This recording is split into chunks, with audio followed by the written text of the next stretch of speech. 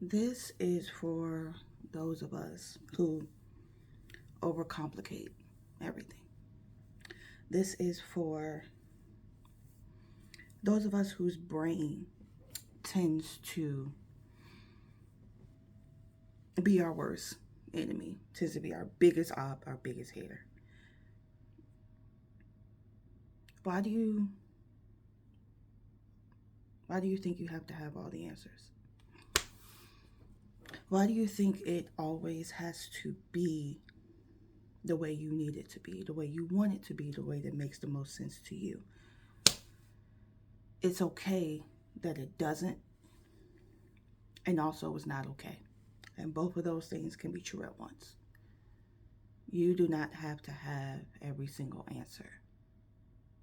You do not have to be everything for everybody. You do not have to break yourself up in these little pieces to make it make sense for everybody else.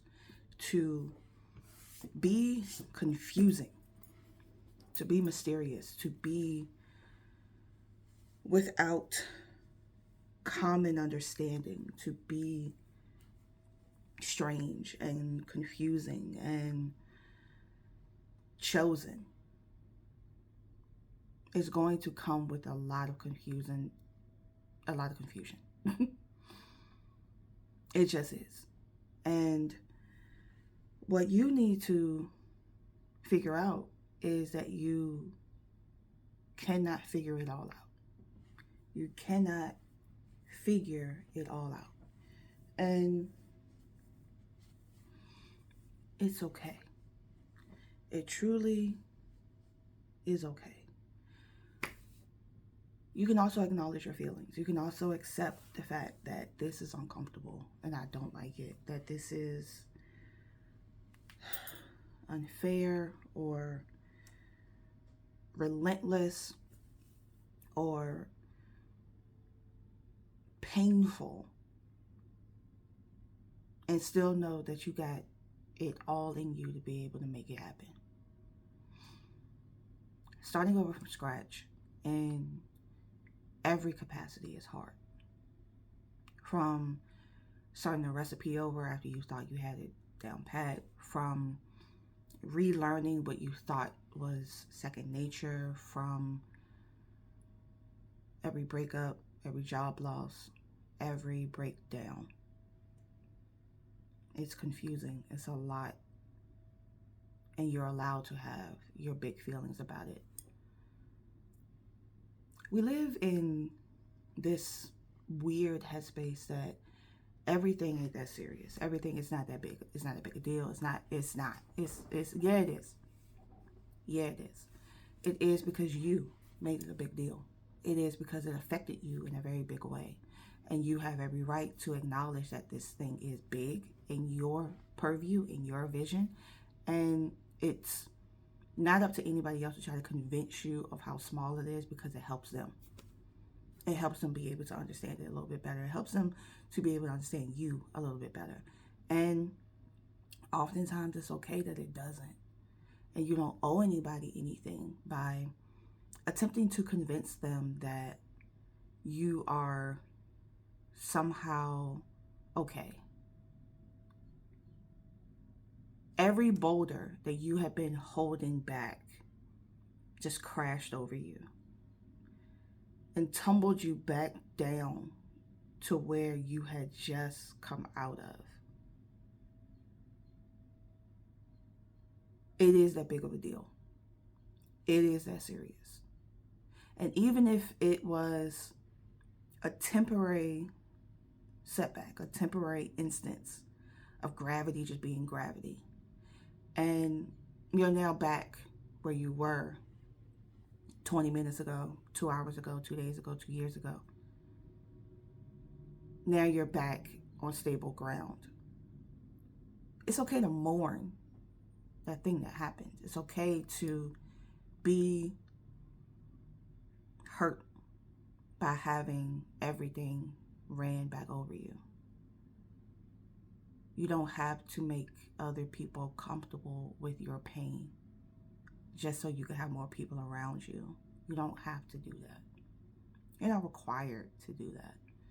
And anybody that tells you you are the ones that want the worst for you. They want you to struggle because they understand struggle more than they understand resilience. And especially your resilience, because maybe they met you in struggle. So now they're like, all I know from you is struggle. And now that you are succeeding, now that you're thriving, I don't know you. So maybe that person that I met in struggle was not the real you. Maybe this is the real you. And something in me doesn't like that. And that is not on you to try to figure out. That is not on you to make them okay with how they feel about that. That is not on you to attempt to make that something that is now your priority. That is now your issue to fix. The only person that you are fixing and repairing yourself for is you. Every version of you that you're going to meet in this lifetime, that is the person you're fixing. And you're repairing yourself for that person because you want to meet that person, the strongest and best version of yourself possible in that moment. That is not to say that you are not wounded, that you have not gone through hell in ways a lot of people will never be able to understand. But that also means you owe yourself the very best version of you, even if it's you limping towards that next version because you got up. You decided that the journey was way too important to stay here, because we've seen what it looks like when people stay here. We've seen what happens when you stall out and decide that this is it. This is it. My people stayed right here. My family members stayed right here. My homies stayed right here.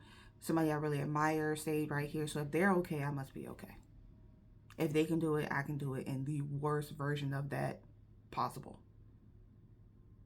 But you decided that that wasn't good enough.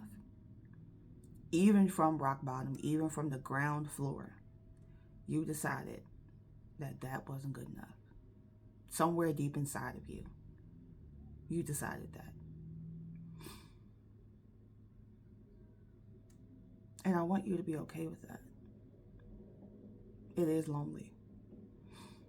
You're rebirthing a new version of you when you had gotten used to this current version. And that's hard. That sucks. But what I've discovered is brute force doesn't make it quicker or better. It actually slows it down. And allowing yourself the room and the time to look around you on the journey, you discover or even rediscover those versions of yourself that you missed along the way. And that is something nobody can take away. Not even you. You can't take that away because now you're unavoidable. Now you cannot not see you. Now your brain, your mind, your spirit, your ancestors, your higher self are all on this plane looking at you. Because you chose to be here. You chose to stay here. And you chose to keep going. Even when the will to give up was far stronger. You chose to keep going. So this is for those of you who have to fight back the urge to burn everything to the ground.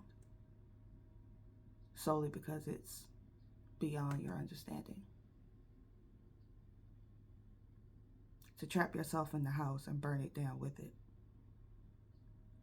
This is for those of you who feel that there is no other way out. That this version of you is the only you, and there's nothing past this. This is for you.